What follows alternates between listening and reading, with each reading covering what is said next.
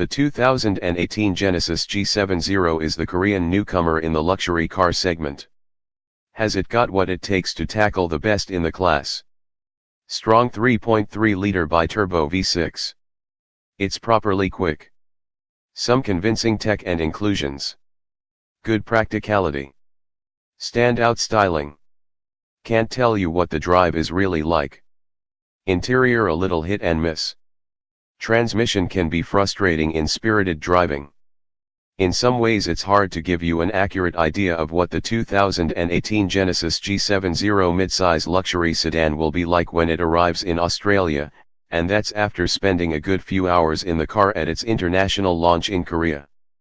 The problem is that the all-new Genesis G70 on test wasn't really representative of what we'll get when the newest model, and the Genesis brand as a standalone entity, launches in Australia in the first quarter of 2018.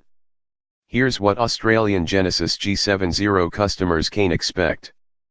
First off, the car was left-hand drive, which ours obviously won't be.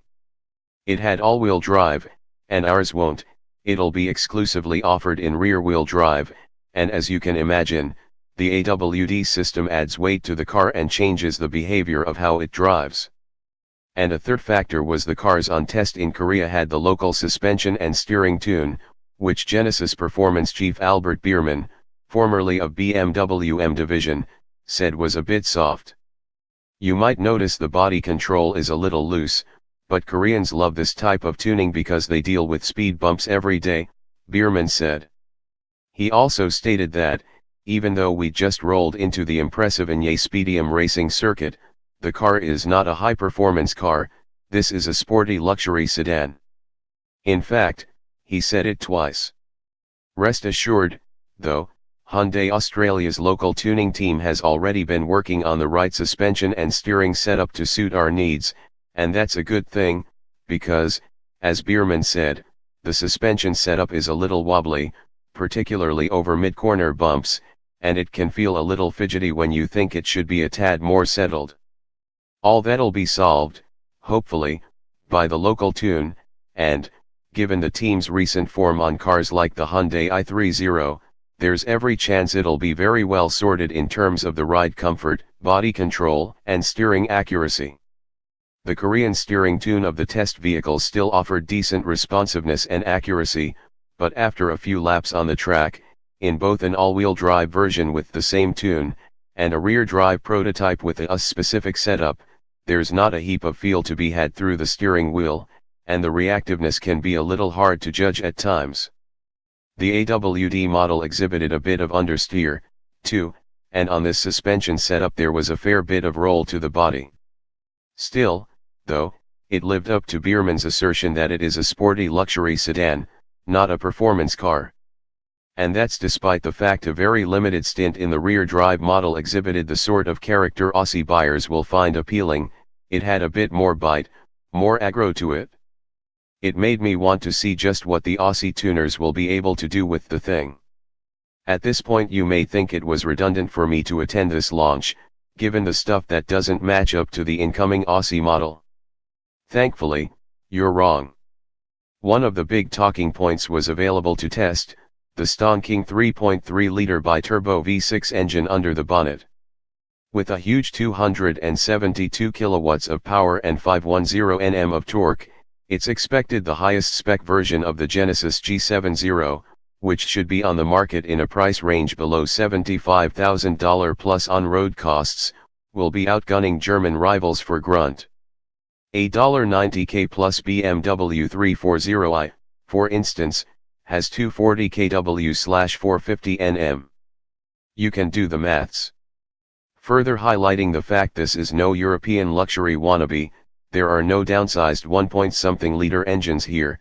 The smallest petrol is a 2.0-liter 4-cylinder turbo with a chunky 190 kilowatts and 353 Nm, but we didn't get to drive that one.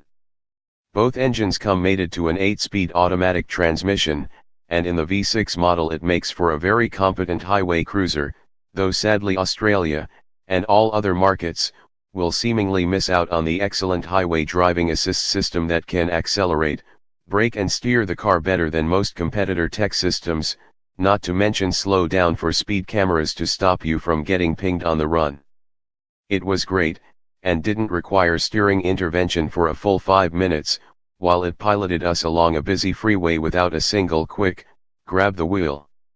The engine pulls with intensity, accelerating away from traffic lights briskly and with a pleasant noise, boosted by a synchronized note pumped into the cabin. It a really nice linearity to the way it builds pace, and there's no doubt this type of engine will have a lot of appeal to buyers who may be looking for something to replace their old V8. In 90% of situations the transmission is smooth and clever, but it is a bit of pain when you're trying to drive it hard. There's no proper manual mode, meaning you can attempt to take over with the paddle shifters, but the car will take over. It'll also deny you downshifts when you know you need them. But, wait, it's not a performance car. There's a selection of drive modes to choose from, including Eco, Comfort, Sport, Smart and Custom, the latter to tailor to your tastes. A particularly nice touch in one of the cars I drove was that the Sport mode, when dialed up, adjusted the side bolstering on the seats. Those seats are very comfortable and offer decent adjustment, but a few Aussie media colleagues found it difficult to find a comfortable driving position. And as a passenger I struggled, too. The rake of the firewall is very steep, making it difficult to find a good spot for your feet to rest if you've got someone in the back as we did. He was a tall someone, too, and it's fair to say that neither he nor I were loving life as we battled traffic coming out of Seoul. The big complaints in the second row are tow room, which is really tight, and there's a big transmission tunnel intrusion as well. Headroom is fine for anyone up to about 185 centimeters, and near room is adequate with a driver's seat set for someone of that height too. The cabin looks the part for a luxury sedan of this volition. The models on test had a lovely quilted leather finish on the seats and the door panels, as well as some attractive aluminium surfacing here and there, and a big glass roof to let some light in. The soft touch plastics on the dash and doors further the G70's intentions, and there'll be plenty of kit inside.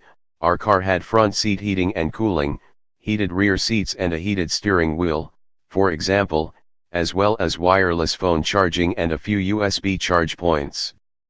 But there are other parts that just don't feel as primo as some competitors, like the climate control knobs that are quite plasticky and, dare we say it, Hyundai-ish. And the knobs on the stereo don't feel like they should be on anything above $40,000. The drive mode selector isn't that special to the touch, either, and there's a fair bit of blank silvery plastic between the seats, too. The media system, a tablet-style 8.0-inch screen, is PAR for the course, and while it offers Apple CarPlay/Android Auto phone mirroring and decent usability, it isn't as crisp or high-tech feeling as you'll find elsewhere. There's no rotary controller, either, but the hard buttons below the screen do help when you're trying to make changes while driving. We didn't sample the voice control system. As we've come to expect from Hyundai Motor Corporation products, the practicality is endpoint, with good storage options up front and in the back, and a boot that is competitive for the class, easily large enough for a few overnight suitcases. There's no denying the Genesis G70 offers something different in the segment, and while there are bid players such as the Jaguar XE, Lexus IS and Infiniti Q50, the fact of the matter is this Korean newcomer will be measured against the big three, the Mercedes-Benz C-Class, BMW 3 Series and Audi A4. Based on my first drive of the 2018 Genesis G70, even in the wrong spec, wrong tune, and on the wrong side of the road, I'd say it certainly has enough unique selling points to offer a tasty alternative to all of those models. In fact, I'd have this over the Lexus, Jaguar, or Infiniti. Whether it can offer any challenge on the sales charts in Australia is something that'll be determined by the pricing and specification, and just how good that local tune is. I can't wait to see how it shapes up in 2018.